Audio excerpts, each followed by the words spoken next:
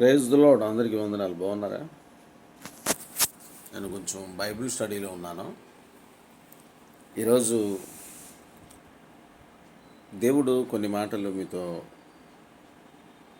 ప్రజలందరికీ ఒక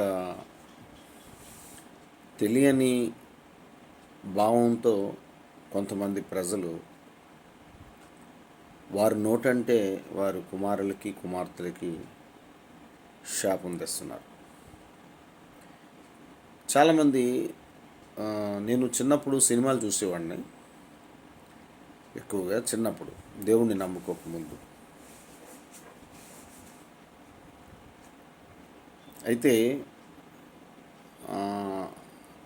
ఒక కుమార్తె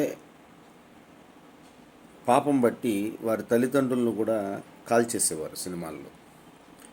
ఒక కుమారుడు తప్పుడు వల్ల ఎవరో కోటీశ్వరుడు అమ్మాయిని చేసుకున్నాడని ఆ కుమారుడిని పట్టుకొని వారి తల్లిదండ్రులను కూడా తెచ్చి రాత్రులు ఆ ఇల్లులు కాల్చి చంపేసినట్టు సినిమాలు తీశారు. అయితే చాలామంది వారి నోటంట అనుకుంటున్నారు, తల్లిదండ్రులు చేసిన పాపం కుమారులు ఒడిలో పడుతుంది, వారు చేసిన పాపం వీరి దగ్గరికి వస్తుందని అపోహతో బ్రతుకుతున్నారు. అందుకు నేను డైరెక్టర్గా మీతో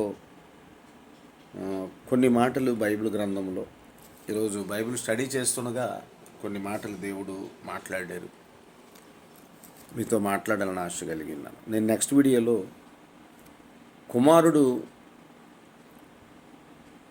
అంటే ఒక తండ్రికి పుట్టిన కుమారుడు, తండ్రి పాపాత్ముడు అనుకోండి, ఆ పాపము కుమారుడి మీదకి రాదు. ఒకళ్ళ తండ్రి మంచోడు అనుకోండి, కుమారుడు పాపాత్ముడు అనుకోండి, కుమారుడు చేసిన పాపం తండ్రి మీదకి రాదు. అలాగే ఒక కుమార్తె చేసిన పాపము తల్లి మీదకి రాదు, తల్లి చేసిన పాపము కుమార్తె మీదకి కూడా రాదు. ఇది తెలుసుకోవాలి. మీ ఆలోచనలు వేరు, దేవుడు ఆలోచనలు వేరు. దేవుడు అనేవాడు ఎప్పుడు కూడా న్యాయవంతుడిగా ఉన్నాడు. ఆయన ఎవరో చేసిన పాపాన్ని కుమారులు ఏం చేస్తారండి? తండ్రి చేసిన పాపాలకి, తల్లి చేసిన పాపాలకి కుమార్తెల మీదకి ఎందుకు పడతాయి? తండ్రి చేసిన పాపాలు కుమారుల మీద ఎందుకు పడతాయండి? మనం ఒక అపోహతో బతుకుతున్నాం. దయచేసి బైబిల్ గ్రంథం, ఆయన సత్యవంతుడు, ఎప్పుడూ అందరికీ న్యాయం చేసేవాడు, మేలు చేసేవాడైనా ఆయనే సర్వకోటి సృష్టికర్త, పరిశుద్ధుడు, నిజమైన దేవుడు యేసు ప్రభు. మీరు తెలుసుకోండి. నేను నెక్స్ట్ వీడియో ఖచ్చితంగా మాట్లాడతాను, పూర్తి వీడియో మాట్లాడతాను, ప్రతి రిఫరెన్స్ కూడా మీకు చూపిస్తాను.